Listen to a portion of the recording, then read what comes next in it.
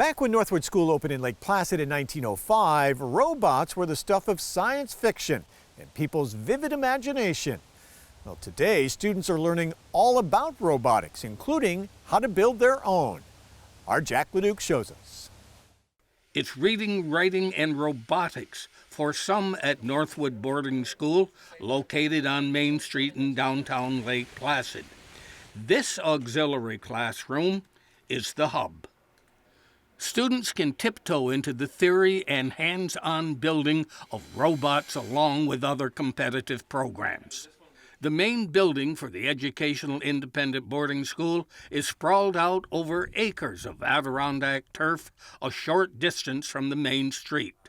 Students come from 24 countries and 21 states to get a solid education. Veteran teacher Jeff Martin works closely with the robotics class at the hub. I teach my technology courses here. We have an innovation and design class. We have an entrepreneurship class. We teach a lot of our humanities classes here. So the academic part of the building is busy during the school day. The kids are here doing mostly hands-on learning. All of their courses here are project-based, and they're using this space just as an open classroom.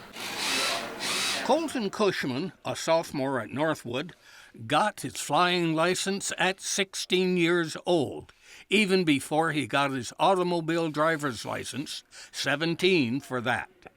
Here, he grinds out a part for a robot Piper Teague got up close to help build the school's robot. While robots are in their early stages at Northwood, they will not be that way for long as students become more creative. I do most of the electrical for most of our robots because weirdly enough, my stepdad's an electrician, so I'm slowly learning the trade through him. The military uses robot scouting cars that can be on the job continually and do not need food or sleep.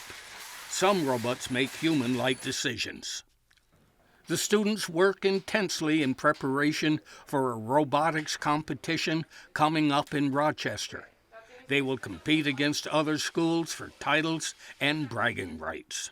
This year's game challenge for the first robotics competition is a game. It's a strategy about building an electrical grid in theory. So the kids have to build links in the electrical grid by placing these inflatable cubes into a scoring chamber, and then pick up these cones and set them on a platform. So they're working on picking these objects up, which are very different. So you have to have a mechanism that can handle both of these, pick them up, place them with accuracy in very specific locations. This is our CNC machine, or computer router controlled machine, and it is controlled by the computers and the designs we upload.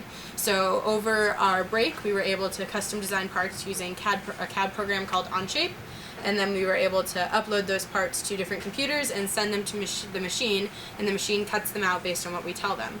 So it will cut out the custom parts for us, and it's a little bit more powerful than a normal drill, and it's a lot more precise.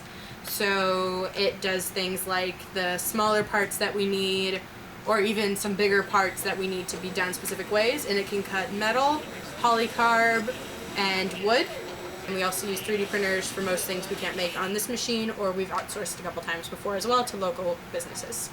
Northwood acquired a 3D printer to give students operating familiarity while making various machine parts cheaper than the factory purchase parts. Right now, we're making a spool for our elevator for our robot. And then there are other examples, like this pot right here, which is really lightweight and really precise. And then you can even make things like a thumb drive holder. Jeff Martin sums it up by saying it's the passion the students have for their work that counts. It's a great platform to kids to learn all kinds of different aspects of science and technology. Some kids are really into the mechanical part, love building things. Some kids are totally into the programming part, so they're learning advanced programming. And some of the stuff we do, like the robot we built here today that you guys can take a look at, is very much like the Mars rovers that are on Mars today. independent steering, four-wheel drive independent steering, guidance systems, vision control, cameras. All that stuff is very integrated into what we do, and it's real-world technology that goes into self-driving cars and satellites and all the stuff that's it's working in the world today. For Mountain Lake Journal, I'm Jack LaDuke in Lake Placid. Jack LaDuke's Adirondack Journal on Mountain Lake PBS is made possible with support by Northline Utilities.